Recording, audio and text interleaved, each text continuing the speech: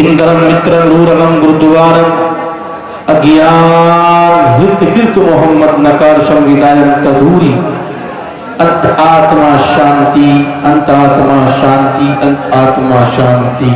अवतारों में सबसे उत्तम सिंहासन है आपका, हर उम्मती के हृदय पर शासन है आपका।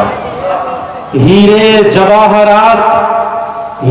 जवाहरात लेकर के मैं क्या करूं, मेरे लिए तो कीमती दर्शन है आपका। उंगली इशारे से चंद्रमा दो भाग में किए, शक्ति में बेमिसाल मोहम्मद की जात है। भारतन जो शन्नमा, इस मंत्र के अंदर ये लिखा है, इस श्लोक के अंदर ये लिखा है, अगर आपके पड़ोस में अगर कोई हिंदू भाई बसता है,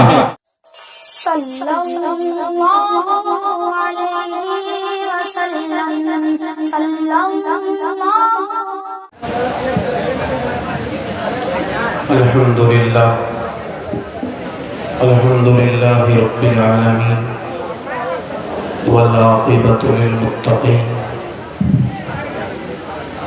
अम्मा बाद फ़क़द क़ाल अल्लाहु तबारक व तआला अऊज़ु बिल्लाहि मिनश शैतानिर रजीम बिस्मिल्लाहिर रहमानिर रहीम।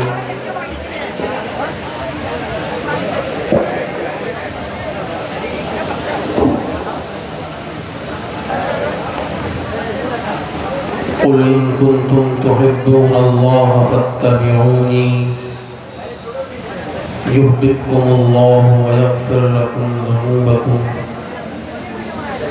वल्लाहु गफ़ूरुर रहीम। व क़ाल अन्नबी सल्लल्लाहु अलैहि वसल्लम मन अहब्ब सुन्नती फ़क़द अहब्बनी औ कमा क़ाल अलैहिस्सलातु वस्सलाम।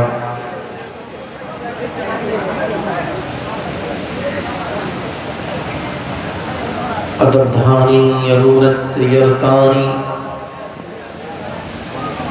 नकिर से परमिन्नित यरतानी माँ भारता भारतं द्युशन्नमा सौसारमित्तु सौसा पति पितृमाता भवतु सम्मना जाया पत्य मधुर्ति वाचन वत्तु शांति वामु शांति वामु शांति वामु। सनातन धर्मं पंचम वेस्तु परधमा वेस्तु एकं ब्रह्म द्वितीय नास्ति नास्ति किंचन द्वितीय विस्तु षष्ठां कर्तक तृतीय विस्तु दानं विच्यता चतुर्वेस्तु वर्तधारी पंचम वेस्तु तीर्थयात्रा कर्तक गंगा जले भविष्यते। इंद्रम मित्रम रूरगम गुरुद्वारम अज्ञान हित कीर्त मोहम्मद नकार संविदायम तदूरी अंत आत्मा शांति अंत आत्मा शांति अंत आत्मा शांति। नराशं सुवाचिन निवाचिन निछेदिविर पुरोसन सुन्ने रिम्हे रथन न दुर्गा वस्तवा सुधानवा। अवतारों में सबसे उत्तम सिंहासन है आपका। अवतारों में सबसे उत्तम सिंहासन है आपका, हर उम्मती के हृदय पर शासन है आपका। हर उम्मती के हृदय पे शासन है आपका। हीरे जवाहरात लेकर के मैं क्या करूं, मेरे लिए तो कीमती दर्शन है आपका। मेरे लिए तो कीमती दर्शन है आपका। संपूर्ण कर्मशील मोहम्मद की जात है। संपूर्ण कर्मशील मोहम्मद की जात है। संसार में सुशील मोहम्मद की ज़ात है। संसार में सुशील मोहम्मद की ज़ात है, जिनको स्वर्गलोक की कुंजी खुदा ने दी, जिनको स्वर्गलोक की कुंजी खुदा ने दी। सुंदर सरस सलीस मोहम्मद की ज़ात है। उंगली इशारे से चंद्रमा दो भाग में किए, उंगली इशारे से चंद्रमा दो भाग में किए। शक्ति में बेमिसाल मोहम्मद की ज़ात है, शक्ति में बेमिसाल मोहम्मद की ज़ात है। भक्तों को जो पिलाएंगे, भक्तों को जो पिलाएंगे महशर की धूप में, कौसरो सलसबील मोहम्मद की ज़ात है, कौसरो सलसबील मोहम्मद की ज़ात है। हज़रात गिरामी, अल्लाह तबारक व तआला का एहसान व करम ये हुआ कि अल्लाह ने हम सबको दीन की निस्बत से थोड़ी देर दीन की बातें कहने, सुनने और उस पर अमल करने की तौफीक दी है। अल्लाह से दुआ कीजिए अल्लाह ताला हम सबको हक कहने, हक सुनने और हक पर अमल करने की तौफीक अता फरमाए।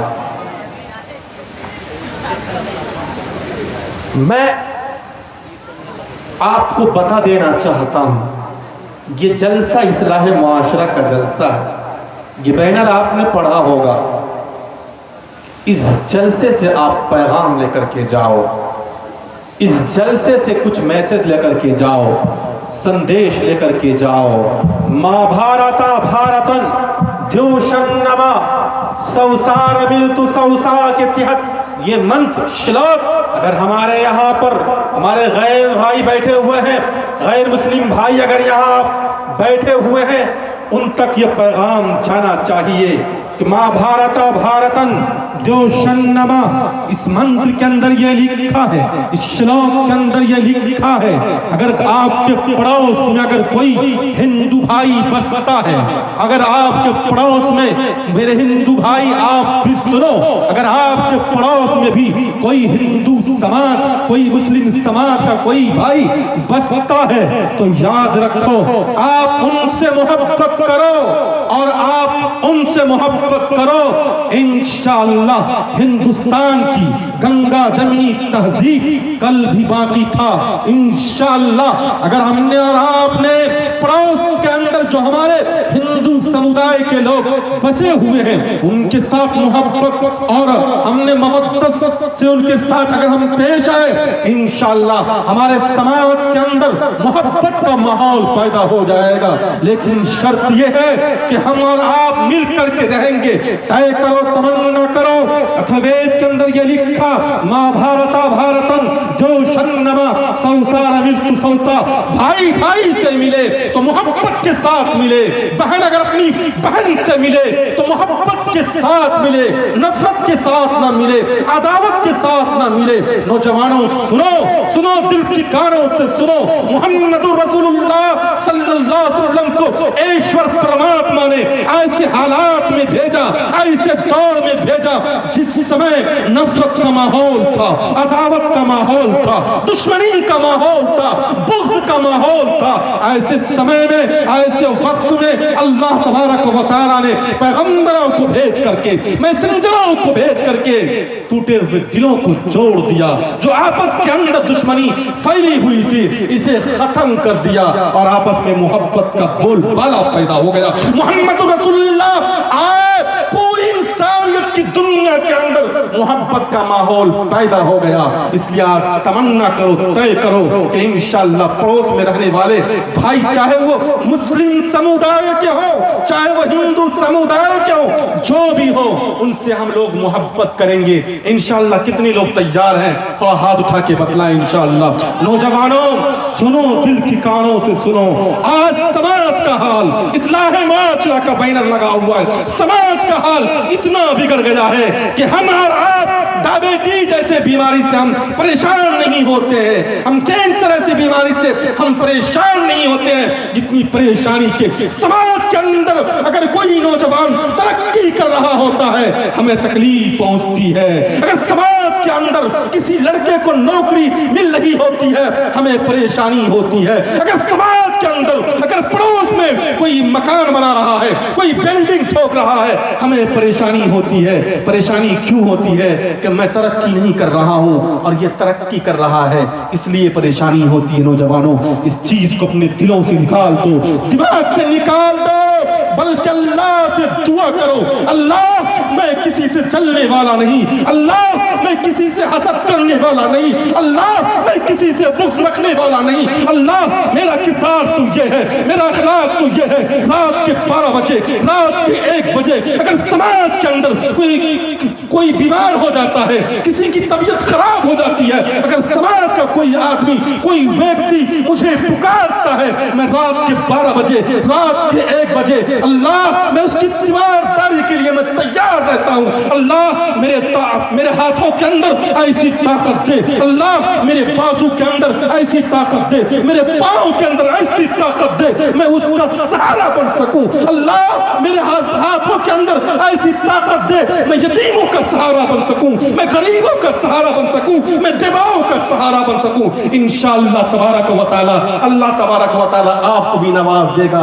दिल से हसद को निकाल दो, कीने को निकाल दो, अदावत को निकाल दो, बुग़्ज़ को निकाल दो, नफरत को खुरद करके दिल से निकाल दो। इंशाअल्लाह ये समाज तरक्की के दहलीज पर पहुंच जाएगा। इंशाअल्लाह करेंगे। अगर हम और आपने अपने दिल के अंदर कीने को पाला, अगर हम और आपने अपने दिल के अंदर बुग़्ज़ को पाला, अदावत को पाला, कान खोल करके सुन लो, हमारी नमाज अगर उहद पहाड़ के बराबर हो, हमारा रोजा अगर उहद पहाड़ के बराबर हो, हमारी मौत अगर इस हालत में होती है कि हमारे दिल के अंदर कीना है, हमारे दिल के अंदर बुग़्ज़ है, हमारे दिल के अंदर अदावतें भरी पड़ी हुई है, जन्नत में जाना तो दूर की बात, जन्नत की खुशबू भी नहीं सुन सकते जब तक कि हम और आप अपने सीने से, अपने दिल से हसद को ना निकाल दे। इंशाअल्लाह ऐसा करेंगे, हसद को निकालेंगे, भाई भाई बन करके रहेंगे। इंशाअल्लाह आज इस इस्लाह माशरा के प्रोग्राम से मैसेज लेकर के जाओ कि इंशाअल्लाह हम लोग मिल करके रहेंगे। नौजवानों, वो कैसे सहाबी रसूल थे, तारीख शाहिद है, तारीख को पढ़िए कैसे सहाबी रसूल है। जंग का मैदान है, जंग के अंदर जाते हैं और वहां से जब वापस आते हैं कहते अल्लाह के नबी मेरे एक भाई थे वो वापस नहीं आए, मैं ये चाहता हूँ उनकी तलाश में निकलूं, उसकी जुस्तजू में निकलूं। अल्लाह के नबी ने कहा जाओ देखो तुम्हारा भाई कहाँ रह गया। नौजवानों, जब वो निकलते हैं देखते हैं कि उसका भाई जंग के मैदान में जख्मी पड़ा हुआ है। उन्होंने पानी का एक प्याला हाथ में लिया था और लेने के बाद जब निकलने के बाद देखता है उसका भाई जंग के अंदर जख्मी पड़ा हुआ है। नौजवानों सुनो, दिल की कानों से सुनो, इस बात को अपने दामन में बांध लो। उसके भाई ने जब पानी के प्याले को देखा कहने लगा काश कि ये पानी का प्याला मुझे पिला दिया जाए। जब उसके भाई पानी के लिए तरस रहा था, उसके मुंह के करीब पानी के प्याले को किया गया तो देखता है कि पड़ोस में, अतराफ में, करीब में एक और सहाबी है जो जख्मी पड़े हुए। नौजवानों, उन्होंने जब पानी के प्याले को देखा, देख करके कहने लगा काश कि ये पानी का प्याला मुझे पिला दिया जाए। जो पहले सहाबी थे वो कहने लगते हैं मैं उस वक्त तक पानी के प्याले को हाथ न लगाऊंगा जब तक मेरे पड़ोस में जो मेरा भाई जख्मी पड़ा हुआ है वो पानी पी करके सैराब ना हो जाए। जब उसके पास जाते हैं तो देखते हैं कि करीब में एक और सहाबी है, वो भी जख्मी पड़े हुए हैं। नौजवानों, जब उस सहाबी रसूल ने पानी के प्याले को देखा तो वो भी कहने लगा काश कि ये पानी का प्याला मुझे पिला दिया जाए। नौजवानों सुनो, जब उसके करीब पानी के प्याले को किया गया वो अल्लाह के रास्ते में शहीद हो चुका होता है, वो अल्लाह के रास्ते में कुर्बान हो चुका होता है। जब दूसरे के पास पानी के प्याले को लेकर के लौटते हैं वो भी अल्लाह के रास्ते में शहीद हो चुका होता है।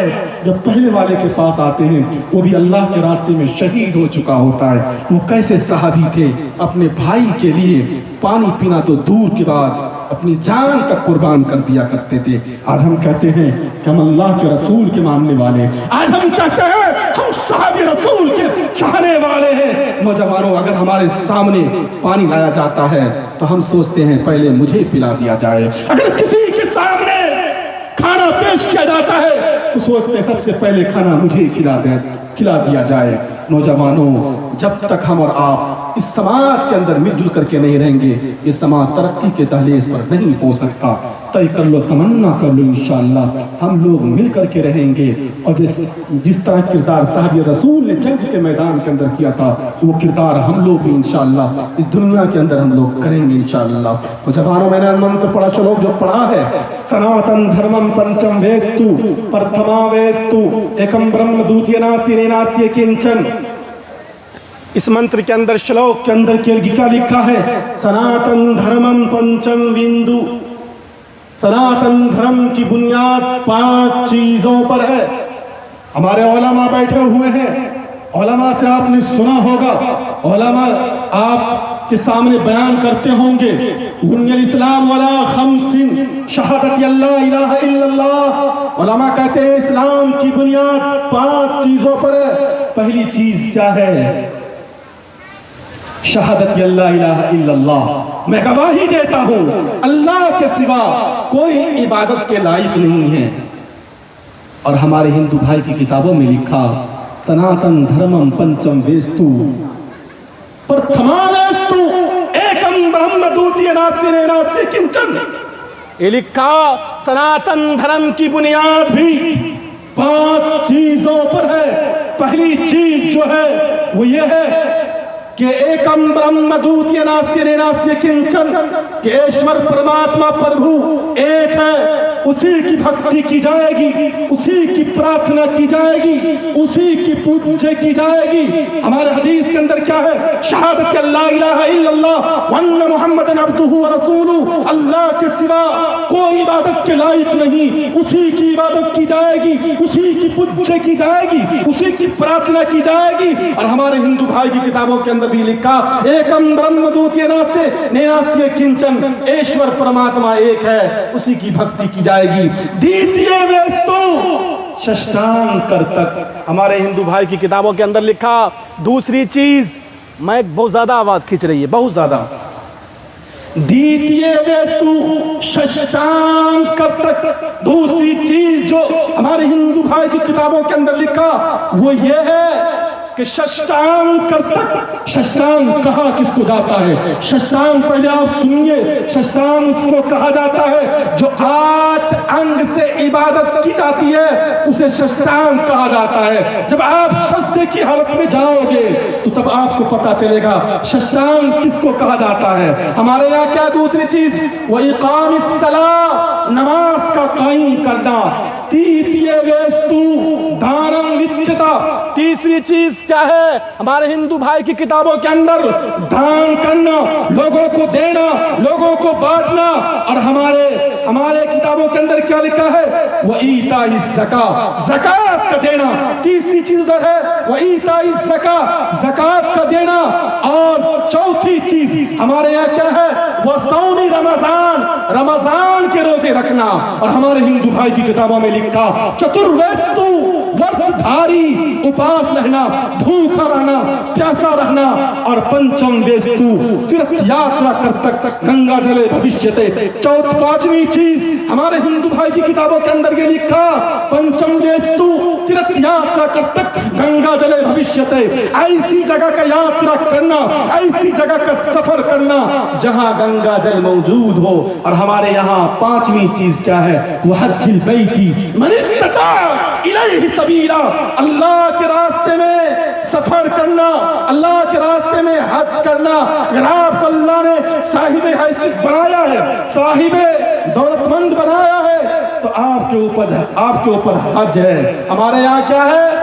सनातन धर्मम पंचम विस्तु, हमारे हिंदू भाई की किताबों में क्या है? सनातन धर्म की बुनियाद 5 चीजों पर है। और हमारे यहाँ क्या है? बुनियाद इस्लाम वाला खमसिन शहादत अल्ला इलाहा इल्लल्लाह, इस्लाम की बुनियाद 5 चीजों पर है। आप इससे भी आगे बढ़ के पढ़िए, अथर्ववेद को पढ़िए, उसके अंदर क्या लिखा? न द्वितीयो न तृतीय चतुर्थो न पैच्यते न पंचमो न षष्ठमो न अष्टमो न नवो दसमो सही सही एक विद्रेक। हाँ, अथर्ववेद के अंदर ये लिखा, ईश्वर 2 नहीं है, ईश्वर 3 नहीं है, ईश्वर 4 नहीं है, ईश्वर 5 नहीं है, ईश्वर 6 नहीं है, ईश्वर 7 नहीं है, सही सही एक विद्रेक। ईश्वर परमात्मा एक ही है, उसी की भक्ति की जाएगी, उसी की पूज्य की जाएगी, उसी की प्रार्थना की जाएगी। उसके अलावा कोई इस धरती पर पूज्य के लायक नहीं है, प्रार्थना के लायक नहीं है, क्योंकि हमारे हिंदू भाई की किताबों के अंदर ये लिखा। नौजवानों,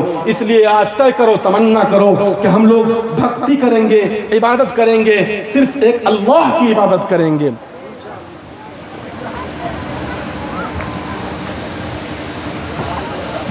जज़ाकल्लाह। इंशाल्लाह करेंगे। हाथ उठा के बतलाइए। माशाल्लाह। लेकिन कुछ लोग हिंदुस्तान के अंदर कुछ कानून लाना चाहते हैं। कहते हैं, सिर्फ ये कहते हैं कि शादी विवाह का जो रस्म है, जिस तरीके से हमारे गैर मुस्लिम भाई करते हैं, उसी तरीके से आपको करना पड़ेगा। तलाक और इद्दत का मसला खत्म। ये सिविल कोड जो अब आने वाला है, क्या पता ये लागू होगा या लागू नहीं होगा, ये अल्लाह को ही पता है। कहते हैं कि जिस तरीके से एक मर्द अपनी बीवी को तलाक देता है, इसी तरीके से बीवी भी अपने मर्द को वो तलाक देगी। न जाने दिन में कितने तलाक पड़ जाएंगे। घर का झगड़ा होता है, बीवी फौरन तलाक दे देगी, कितने मर्द बेवा हो जाएंगे। इसलिए मैं मोदी जी से रिक्वेस्ट करना चाहता हूं कि आप औरतों को ये आधार न दें कि आप शौहर को भी आप तलाक दे सकते हैं। नौजवानों, ये सिविल कोड लाया जा रहा है। जिस चीज अगर आप सिविल कोड लेकर आ रहे हैं, तो सिर्फ आप एक खुदा की भी इबादत कीजिए, एक खुदा, एक ईश्वर की प्रार्थना कीजिए, उसकी पूज्य कीजिए। आप कहते हैं कि अगर हिंदू धर्म के अंदर चीते को जलाया जाता है, तो मुस्लिम समुदाय के यहाँ भी अगर किसी की मृत्यु होगी, उसे भी जलाया जाएगा। ये कानून लाया जा रहा है हिंदुस्तान के अंदर, ये सिविल कोड जो आने वाला है। नौजवानों, इसमें यही सब कानून लेकर के मोदी जी हमारे लेकर के आ रहे हैं। तो मैं अर्ज ये कर रहा था, न द्वितीयो न तृतीय चतुर्थो न पयुज्यते न पंचमो न षष्ठमो न अष्टमो न नवो दसमो सही सही कवित्रेक। अथर्ववेद को आप पढ़ लीजिए। अथर्ववेद के अंदर ये लिखा, ईश्वर परमात्मा 2 नहीं है, 3 नहीं है, 4 नहीं है, 5 नहीं है, 6 नहीं है, 7 नहीं है, 8 नहीं है, 9 नहीं है, सही से एक विद्रेका। वो एक है, उसी की भक्ति की जाएगी, उसी की प्रार्थना की जाएगी। उसके अलावा कोई इस पृथ्वी पर इबादत के लायक नहीं है। हम लोग भी एक ही अल्लाह की इबादत करते हैं। इंशाअल्लाह सुबह क़यामत तक एक ही अल्लाह की इबादत करेंगे, उसके अलावा किसी और की इबादत हम लोग नहीं करेंगे इंशाअल्लाह। कर कितने लोग हैं? हाथ उठा के बतलाएंगे इंशाअल्लाह।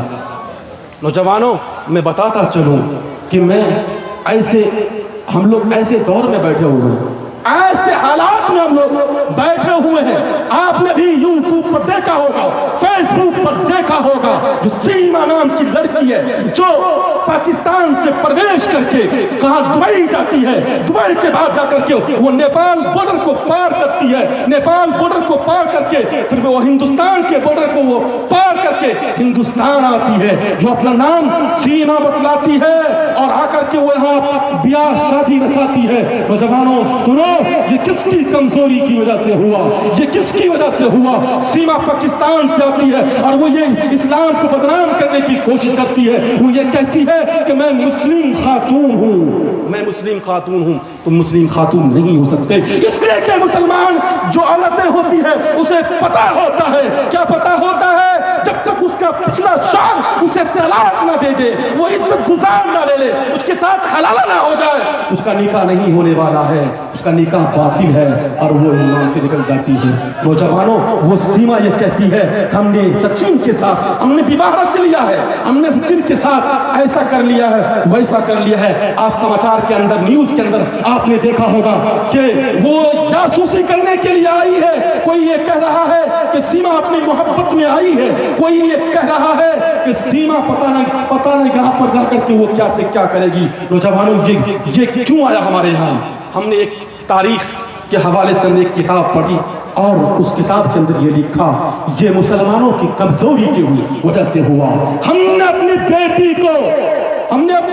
को बेटी नहीं समझा। जब हमारी बच्ची जब छोटी होती है, जब हमारी बच्ची बहुत छोटी होती है, तो हम उस वक्त उसके साथ कितने नरमी से पेश आते हैं कि अभी ये छोटी सी बच्ची है, ये जीन्स पहन रही है, तो कोई मतलब नहीं, जीन्स पहनने दो। वो बच्ची बड़ी हो जाती है, फिर बड़ी होने के बाद वो वैसे ही बेपर्दा रहती है जैसे कि वो बचपन में बेपर्दा रहती है। मातृमान पितृमान चार्यवन पुरुषो वेदः। नौजवानों, मैं आज ये टॉपिक पर इसलिए बात करने के लिए मैं आया हूँ, मैं कोशिश कर रहा हूँ। ना जाने एक सीमा नहीं, कितनी सीमा हिंदुस्तान के अंदर मौजूद है जो अपने ईमान का सौदा कर चुकी है, जो अपने ईमान को बेच चुकी है। नौजवानों, ये किसकी कमजोरी की वजह से? ये हमारी और आपकी कमजोरी की वजह से। मातृमान पितृमान चार्यवान पुरुषो वेदः। नौजवानों, सुनो, दिल की कानों से सुनो, चाहे वो सीमा अपने धर्म को तब्दील कर लेती है, लेकिन इस्लाम वो मजहब है, इस्लाम वो धर्म है, वो कभी बदलने वाला नहीं है। ला तब्दील लिकलिमातिल्लाह वलन तजिद लिसुन्नतिल्लाह तब्दीला। अगदानी रुनसयतानी लेकिन से पर मिन नित्यरतानी। खुदा का कानून कभी बदल नहीं सकता। नौजवानों, इसलिए मैं आप तक ये पैगाम देने की कोशिश करता हूँ, मातृमान पितृमान चार्यमान, सबसे पहले माँ की जरूरत पड़ती है कि माँ अगर अच्छी होगी, माँ की निगरानी होगी, बच्चे अच्छे बनेंगे, बच्चियां अच्छी बनेगी। लेकिन हमारी माँ इतनी लापरवाही करती है कि न जाने उसकी बेटी फोन पर, व्हाट्सएप पर, फेसबुक पर और न जाने गेम पर किससे बात कर रही है, ये मेरी माँ और मेरी बहनों को पता नहीं। नौजवानों, इसलिए हमारी बच्चियां मुर्तद हो रही है। वो सीमा तो अभी अपने इस्लाम धर्म को छोड़ दिया है, लेकिन सुनो, इसी हिंदुस्तान का एक वाकया है। फेसबुक पर जितने भी हमारे मुस्लिम समुदाय की लड़कियों ने अपने ईमान को छोड़ करके गैरों के हाथ में अपना हाथ दिया, आपने सोशल मीडिया पर देखा होगा, वो गुहार लगा रही है, उस सरकार से वो ये कह रही है कि हमने तो उसके बहकावे में आकर के उससे शादी विवाह रचा लिया। लेकिन कुछ अरसा गुजरने के बाद, कुछ दिन गुजरने के बाद उन्होंने मुझे छोड़ दिया। उन्होंने ये कहा कि तुमने बेटी पैदा क्यों किया, उन्होंने ये कहा कि तुमने बेटा पैदा क्यों नहीं किया, इसलिए अपने घरों से उसको लात मार करके निकाल दिया। एक मुस्कान नाम की लड़की है, वो ये कहती है कि एक गैर मुस्लिम लड़का वो ये कह रहा था, मैं तुम्हें जॉब दिलाऊंगा, मैं तुझे नौकरी दिलाऊंगा, तुम इस्लाम धर्म को छोड़ करके मेरे धर्म को इख्तियार कर लो। वो मुस्कान ये कहती है, वो गुहार लगाती है फेसबुक पर, वो ये कहती है कि हमने इस्लाम धर्म को तो छोड़ दिया, हमने गैर मुस्लिम के लड़के के दामन को हमने थाम लिया, लेकिन कुछ अरसे के बाद उन्होंने मुझे तलाक दे दिया। ये गैरों का जो है रिपोर्ट आप फेसबुक पर देख रहे होंगे, यूट्यूब पर देख रहे होंगे, सोशल मीडिया पर आप देख रहे होंगे। ये क्यों हुआ? ऐसा हमारी और आपकी कमजोरी की वजह से हुआ। हमारी माँ बहुत लापरवाही इख्तियार करती है। आपकी बेटी, आप मोबाइल देते हैं और आपकी बेटी घंटों घंटा गैर महरम से बात कर रही है, हमें पता नहीं। ये इसलिए हमें देखने को मिल रहा है कि हमारी बेटी मुर्तद हो गई। मातृमान, सबसे पहले माँ की जरूरत पड़ती है बच्चे को अच्छा बनाने में। पितृमान दूसरे नंबर पर जिसकी जरूरत पड़ती है बच्चे को अच्छा बनाने में। बाप की जरूरत पड़ती है। अगर बाप अच्छे हों, बाप की निगरानी मुकम्मल तरीके से बच्चों पर हो, न बच्चे कभी मुर्तद होंगे, न बच्चियां कभी मुर्तद होगी। हमने और आपने इस चीज को नहीं लिया। सिर्फ दिल्ली जाते हैं, पंजाब जाते हैं, मुंबई जाते हैं, न जाने कहां कहां से हम कमाते हैं और घर में पैसे देते हैं, हमारी निगरानी नहीं होती है। आज हैदर अगर निगरानी करता, उसकी बीवी पाकिस्तान को छोड़ करके वो हिंदुस्तान नहीं आती, उसकी निगरानी नहीं थी, इसलिए उन्होंने ऐसा किया। अगर हम और आपने भी निगरानी नहीं की, कसम परवरदिगार आलम की, हमारी मां और बहनें भी मुर्तद हो जाएंगी। इस चीज को लेना पड़ेगा। मातृमान, पितृमान, दूसरे नंबर पर बाप की जरूरत पड़ती है। बाप की निगरानी अगर बच्चों पर हो तो बच्चा अच्छा बनेगा। तीसरे नंबर पर किसकी जरूरत पड़ती है? सुनो नौजवानों, दिल की कानों से सुनो, एक मदरसे की जरूरत पड़ती है, एक मकतब की जरूरत पड़ती है, एक अच्छे उस्ताद की जरूरत पड़ती है। अगर उस्ताद अच्छे हो, दीनदार हो, अगर उसकी निगरानी बच्चों और बच्चियों पर सही तरीके से हो, वो बच्चा क्या बनेगा? मातृमान, पितृमान, चार्यमान, पुरुषो वेदः, वो बच्चा और वो बच्ची महान पुरुष बनेगा।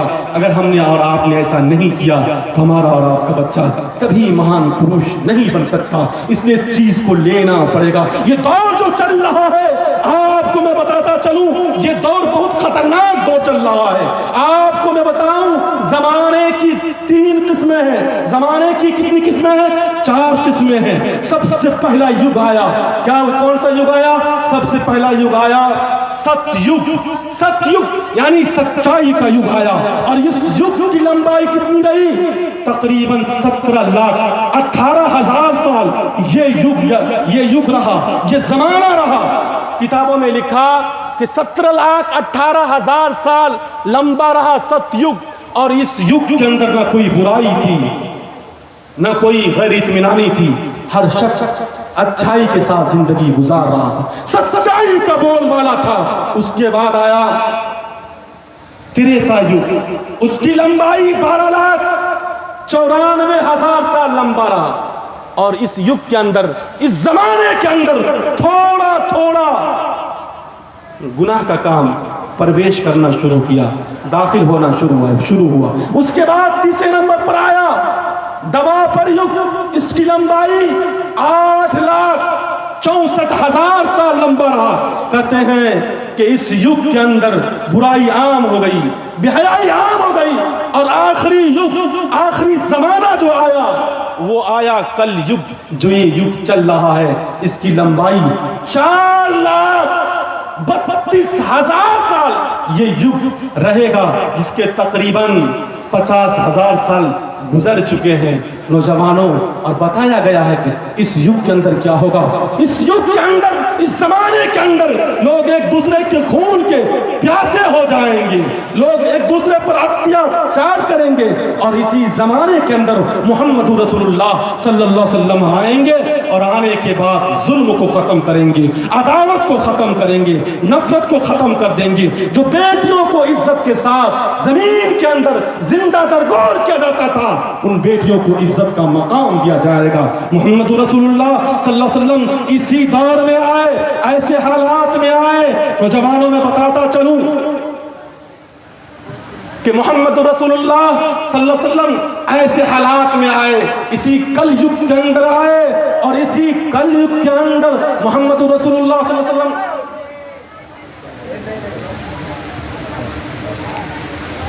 इसी कल युग के अंदर मोहम्मद रसूलुल्लाह आए। जिस वक्त मोहम्मद रसूलुल्लाह आए, बेटियों के साथ क्या सलूक किया जाता था, आपने तारीख के अंदर पढ़ा है। मोहम्मद रसूलुल्लाह इसलिए आए, नराशन सुवाजिन्नी वाजिन्नी 6 दिव्य पुरुषन सुन्नेरी मेहरथन दुर्गा वस्तवा सुधानवा। मोहम्मद रसूलुल्लाह इसलिए आए ताकि बेटियों को इज्जत का मकाम मिले। हम और आप जो गुनाह का काम करते हैं, और मोहम्मद रसूलुल्लाह सल्लल्लाहु अलैहि वसल्लम के कदम की बरकत से वो गुनाह खत्म हो गए। मोहम्मद रसूलुल्लाह सल्लल्लाहु अलैहि वसल्लम ऐसे हालात में आए, एक साहबे रसूल है, वो कहते अल्लाह के नबी, मैंने जमाने जाहिलियत के अंदर बड़े बड़े गुनाह का काम किया। अल्लाह के नबी ने कहा, बताओ तुमने कौन सा गुनाह का काम किया? कहा अल्लाह मुझे माफ नहीं करेगा। अल्लाह तबारक व तआला ने मोहम्मद रसूलुल्लाह सल्लल्लाहु अलैहि वसल्लम पर वही नाजिल की और कहा कि बताओ तुमने जमाने जाहिलियत के अंदर कौन कौन सा गुनाह का काम काम किया था, कहा कि मैं कौम का रहबर था, मैं कौम का लीडर था, मैं कौम का सरपंच था, मैं कौम का मुखिया था। अल्लाह के नबी अलैहिस्सलातु वस्सलाम अगर किसी के यहाँ कोई बेटी पैदा होती, मैं हुक्म देता जाओ इस बेटी को जमीन के अंदर जिंदा दरगोर कर दो। अल्लाह के नबी अलैहिस्सलातु वस्सलाम, अल्लाह मुझे माफ नहीं करेगा। अल्लाह के नबी अलैहिस्सलातु वस्सलाम ने कहा वो ज़माने जाहिलियत था, अब तुम जहालत से निकल करके तुम रोशनी की तरफ आ चुके हो। नौजवानों, उसके बाद वो सहाबी कहते हैं मैंने इससे भी बड़ा जुर्म किया है, मैंने इससे भी बड़ा गुनाह का काम किया। क्या बता वो गुनाह का काम कौन सा है जो अल्लाह माफ नहीं करेगा? अल्लाह के नबी अलैहिस्सलातु वस्सलाम, मैं कौम का रहबर था, मैं कौम का मुखिया था, मैं कौम का सरपंच था, अगर किसी के यहाँ कोई बेटी पैदा होती मैं हुक्म देता उसे जमीन के अंदर जिंदा दरगोर कर दो। लेकिन जब मैं सफर पर जा रहा था, मेरी बीबी के पेट के अंदर बच्चा पल रहा था, मैंने अपनी बीबी से कहा जब मैं सफर से वापस आऊं, जो तेरे पेट के अंदर बच्चा पल रहा है अगर वो बेटी पैदा हो जाए तुम जमीन के अंदर से जिंदा दरगोर कर देना। अल्लाह के नबी अलैहिस्सलातु वस्सलाम, जब मैं सफर से वापस आया और आने के बाद मैं दरवाजे पर दस्तक दिया, दस्तक देने के बाद अल्लाह के नबी अलैहिस्सलातु वस्सलाम से वो कहते हैं, अल्लाह के नबी अलैहिस्सलातु वस्सलाम, मैंने कुंडी बजाई, कुंडी बजाने के बाद मैंने कहा कौन? वो बच्ची ये कहती है अब्बू जान मैं आपको तलाश कर रही थी, अब्बू जान आप कहाँ चले गए थे, मैं आपको ढूंढ रही थी। अल्लाह के नबी अलैहिस्सलातु वस्सलाम ने कहा तुमने उस बच्ची के साथ क्या मामला किया? कहा अल्लाह के नबी अलैहिस्सलातु वस्सलाम, मैं गुस्से के मारे घर में दाखिल हुआ, अपनी बीवी से कहा अब तक तुमने इस बच्ची को जिंदा जमीन के अंदर दरगोर क्यों नहीं किया? अल्लाह के नबी अलैहिस्सलातु वस्सलाम, मैं अपनी बीवी को डांटा और उसके बाद मेरी बीवी उस बच्ची को तैयार करती है, उसके बालों में कंघी करती है, उसे नहलाती है और नहलाने के बाद वो तैयार करती है। और जब मैं उस बच्ची को लेकर के रास्ते पर मैं जा रहा था, अल्लाह के नबी अलैहिस्सलातु वस्सलाम, वो बच्ची ये कह रही थी अब्बू जान आप मुझे कहाँ लेकर के जा रहे हो? आप मुझे मेला लेकर के जा रहे हो? अब्बू जान आप मुझे आखिर कहाँ लेकर के जा रहे हो? मैंने उसकी एक भी नहीं सुना। अल्लाह के नबी अलैहिस्सलातु वस्सलाम, जब मैं जंगल में पहुंचा, जंगल पहुंचने के बाद मैं फावड़ा लिया और फावड़ा से जब मैं गड्ढा को खोद रहा था, अल्लाह के नबी अलैहिस्सलातु वस्सलाम, जब उस गड्ढे से धूल मेरे चेहरे पर पड़ जाया करता था तो वो बच्ची अपने दुपट्टे से मेरे चेहरे के धूल को वो साफ कर दिया करती थी। अल्लाह के नबी अलैहिस्सलातु वस्सलाम, जब मेरे पेशानी पर पसीना आ जाया करता था तो वो बच्ची अपने दुपट्टे से मेरे पसीने को साफ कर दिया करती थी और वो ये कहती थी क्या अब्बू जान आप परेशान क्यों हैं, गड्ढा क्यों खोद रहे हैं? अल्लाह के नबी अलैहिस्सलातु वस्सलाम, मैंने उसकी एक भी नहीं सुना। जब मैं गड्ढा खोदा और उस गड्ढे में जब मैं अपनी बेटी को, अपने लगते जिगर को मैं जब उस गड्ढे में डाल रहा था, अल्लाह के नबी अलैहिस्सलातु वस्सलाम, वो बच्ची ये कह रही थी या बती इरहम, या बती इरहम, या बती इरहम, अब्बू जान मेरे ऊपर रहम करम का मामला फरमा दीजिए, अब्बू जान मुझे छोड़ दीजिए, मैं जंगलों के अंदर जाकर के मैं अपनी जिंदगी बसर कर लूंगी। अब्बू जान आप मुझे छोड़ दीजिए, मैं मांग चाह करके खा लूंगी। अब्बू जान मैं ये नहीं चाहती कि अपने बाप ही अपने बेटी का कत्ल अपने हाथ से करे, कयामत के दिन आपसे पूछ हो जाएगी या बती इरहम, या बती इरहम, अब्बू जान मुझे छोड़ दीजिए, मैं मांग चाह करके खा लूंगी, मैं अपनी जिंदगी गुजार लूंगी, लेकिन मैं ये नहीं चाहती कि आप अपने खून को अपने हाथ से कत्ल करें। नौजवानों, अल्लाह के नबी अलैहिस्सलातु वस्सलाम ने कहा तुमने उस बच्ची के साथ क्या मामला किया? कहा मैंने उस बच्ची को जमीन के अंदर जिंदा दरगोर कर दिया और उस बच्ची के ऊपर मैंने धूल डाल दिया, मिट्टी डाल दिया और फख्र के साथ मैं अपने घर को वापस आया। अल्लाह के नबी अलैहिस्सलातु वस्सलाम पर वही नाजिल हुई, अल्लाह के नबी तो जैसे वही नाजिल हुई, कहते हैं अल्लाह के नबी वो जमाने जाहिलियत था, तुम जिहालत से निकल करके अब तुम रोशनी की तरफ आ चुके हो। ईश्वर परमात्मा ने तुम्हारे गुनाह को माफ कर दिए। नराशन वाजिन छह दिगर पुरुषन सुन्नरी है रतन दुर्गा वस्तवा सुधारवा मोहम्मद रसूलुल्लाह इसलिए आए जो बेटियों को जिंदा जमीन के अंदर दरगोर किया जाता था उसे इज्जत का मकाम मिला, सती का रिवाज खत्म हो गया, शराब नोशी खत्म, मोहम्मद रसूलुल्लाह इस धरती पर आए तो मोहब्बत का माहौल पैदा हो गया, इसलिए आए, कोई और मकसद नहीं था। नराशन वाजिन छह दिगर पुरुषन सुन्नरी थन जन्नतुल का वस्तवा, कोई और मकसद नहीं था। नौजवानों, इसलिए तय करो, तमन्ना करो कि मोहम्मद रसूलुल्लाह सल्लल्लाहु अलैहि वसल्लम ने जिस चीज को बतलाया है उस पर हम लोग भरपूर मुकम्मल तरीके से हम लोग उन पर हम लोग चलेंगे। मोहम्मद रसूलुल्लाह से सच्ची पक्की मोहब्बत करेंगे, तभी ये इस्लाह मुआशरा का जलसा कामयाब होगा, सक्सेसफुल होगा, वरना नहीं हो सकता।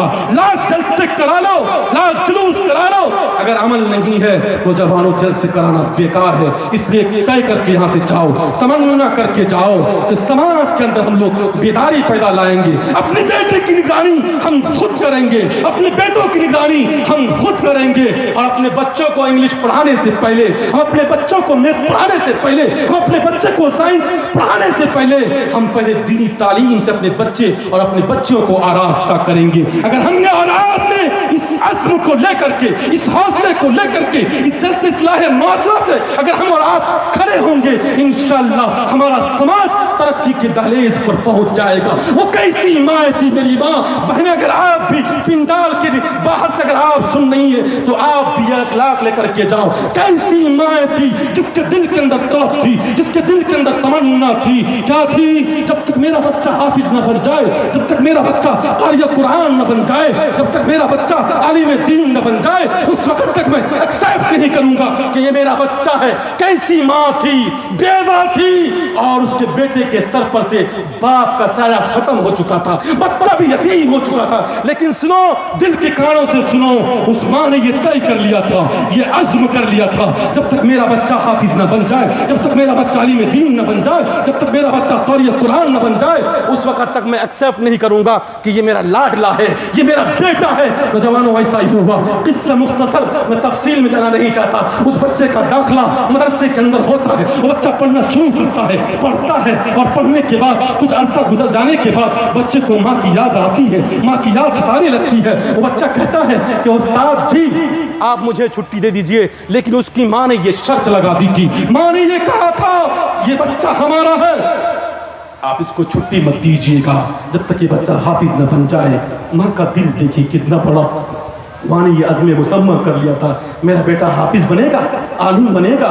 मेरी माँ बहनें सुनो, दिल की कानों से सुनो, उस माँ ने अज़्म कर लिया था जब तक मेरा बेटा हाफिज न बन जाए, जब तक मेरा बेटा कारी कुरान न बन जाए, जब तक मेरा बेटा एक अच्छा आलिम न बन जाए, मैं एक्सेप्ट नहीं करूंगा कि ये मेरा बच्चा है, ये मेरा लड़का है। नौजवानों, वो बच्चा पढ़ता है, पढ़ने के बाद माँ की याद आती है, माँ की याद सताने लगती है। उस बच्चे ने उस्ताद से जा करके वो छुट्टी लेने के लिए चाहा, उस्ताद से कहा उस्ताद जी आप मुझे छुट्टी दे दीजिए, माँ की याद सता रही है, माँ की याद तड़पा रही है, आप मुझे छुट्टी दे दीजिए, मैं माँ का दीदार कर लूंगा, मैं घर का दीदार कर लूंगा। नौजवानों सुनो, उस्ताद ने कहा तुम्हारी माँ ने तो मना किया था कि तुम्हें इसको छुट्टी मत देना। नौजवानों, उस्ताद ने कहा इसको इतना सबक देता हूँ ये सबक याद नहीं कर पाएगा और इसे छुट्टी नहीं मिलेगी। उस्ताद ने इतना सबक दिया, मेरी ईमान बहने, वो बच्चा सबक देख करके हिम्मत हार जाता है और वो कहने लगता है इतना सबक मुझसे याद नहीं होगा। लेकिन सुनो, उस बच्चे ने अल्लाह पर यकीन करके उन्होंने कहा कि जब तक ये सबक याद ना हो जाए मैं नहीं उठूंगा। अल्लाह का नाम लेता है, बिस्मिल्लाहिर्रहमानिर्रहीम पढ़ता है, पढ़ने के बाद वो सबक याद कर लेता है। कहते हैं उस्ताद जी ये हमारे सबक है, आप सुन लीजिए। उस्ताद हैरान और परेशान, इतना सबक मैंने दिया था, किसने कैसे याद कर लिया? नौजवानों, उस बच्चे ने सबक को सुना दिया। उस्ताद ने कहा जा माँ का दीदार कर ले, जा अपने घर का दीदार कर ले। वो बच्चा गाना गाते हुए, नात पढ़ते हुए, गजल पढ़ते हुए, रास्ते में जाते हुए खुशी के मारे जब घर पहुंचता है, पहुंचने के बाद दरवाजे पर दस्तखत देता है। दस्तखत देने के बाद कहता माँ दरवाजा खोल दे, तेरा लाडला आ गया। माँ दरवाजा खोल दे, तेरा महबूब आ गया। माँ की तरफ से आवाज आती है, नौजवानों वो सुनाने के लिए आ रहा हूँ। माँ ये कहती है मेरा बेटा वो है जो हाफिज कुरान बन करके आएगा, मेरा बेटा तो वो है जो आलिम दीन बन करके आएगा, मेरा बेटा तो वो है जो कारी कुरान बन करके आएगा। नौजवानों, उस माँ ने ठान लिया था। बच्चा दरवाजे के बाहर रो रहा है, माँ का दिल भी फटा जा रहा है। बच्चे ने कहा मेरी माँ मुझसे राजी नहीं, मेरी माँ मुझसे राजी नहीं, मेरी माँ मुझसे नाराज चल रही है। नौजवानों, वो बच्चा उल्टा पाँव फिर वापस मदरसे को जाता है और जाने के बाद वो मदरसे में पढ़ता है, पढ़ने के बाद आज लोग उसकी तारीफ पढ़ते हैं, लोग उसको बायजीद बुस्तानी अलैहिर्रहमा के नाम से जानते हैं। ये क्यों हुआ? ये माँ की तड़प थी, ये माँ के दिल के अंदर तमन्ना थी कि काश के मेरा बेटा हाफिज कुरान बन जाए। तस्मा शास्त्रम परमानंद कारिया कारिया व्यवस्थतु। नौजवानों सुनो, उस वक्त तक हमारा कामयाब नहीं हो सकते जब तक हमारा बच्चा, जब तक हमारी बच्ची, जब तक हमारा बच्चा, जब तक हमारी बच्ची दीनी तालीम से आरास्ता ना हो जाए। तस्मा शास्त्रम परमानंद कारिया कारिया व्यवस्थतु। नौजवानों, किताबों के अंदर लिखा, श्लोक के अंदर ये लिखा, अगर तुम ये दावा करते हो, तुम ये कहते हो कि हम पक्का और सच्चा मुसलमान हैं, तो आपको कुरान पढ़ना पड़ेगा, आपको हदीस के मुताबिक जिंदगी गुजारना पड़ेगा, तभी तुम सच्चे और पक्के मोमिन हो सकते हो। अगर तुमने ऐसा नहीं किया, सच्चे पक्के मोमिन नहीं हो सकते। नौजवानों, यहाँ अगर कोई मकतब चल रहा है, आप उस मकतब को अपने कांधे से कांधा मिला करके उस मकतब को साथ दें। यहाँ के इमाम साहब अगर कोई किसी मकतब से जुड़े हुए हैं, इमाम साहब से कहिए, इमाम साहब हम आपके साथ हैं, आप मकतब को आगे बढ़ाइए, आप उसकी तजलील न कीजिए, आप उसकी बुराई न कीजिए। इमाम साहब की, मौलाना साहब की आप तजलील न कीजिए। वक्त मेरा हो चुका है, बहरे कैफ एक पैगाम लेकर के जाओ। अगर वलामा आपके गांव में है, हुफ्फाज आपके गांव में, क़ारी कुरान आपके गांव में, उनकी तजलील न करना, उसकी तौहीन न करना, इसलिए कि जिसने आलिम दीन को, हाफिज कुरान को मोहब्बत की नजर से देख लिया, परवरदिगार आलम उसे मोहब्बत की नजर देखने की वजह से अल्लाह तबारक व तआला उसे जहन्नम से हटा करके जन्नत वाला बना देगा। इसलिए उलमा की कदर करो, उलमा को पहचानो। अगर उलमा की कदर नहीं करोगे, सुनो, एक नस्ल नहीं, दो नस्लें नहीं, तीन नस्लें नहीं, चार नस्लें नहीं, पांच नस्लें नहीं, 10 ऐसी नस्लें गुजर जाएंगे। अगर आपने उलमा की तौहीन की, उलमा की तजलील की, 10 ऐसी नस्लें गुजर जाएंगी। आपके खानदान में कोई हाफिज कुरान न पैदा होगा, कोई आलिम दीन न पैदा होगा, कोई क़ारी कुरान न पैदा होगा।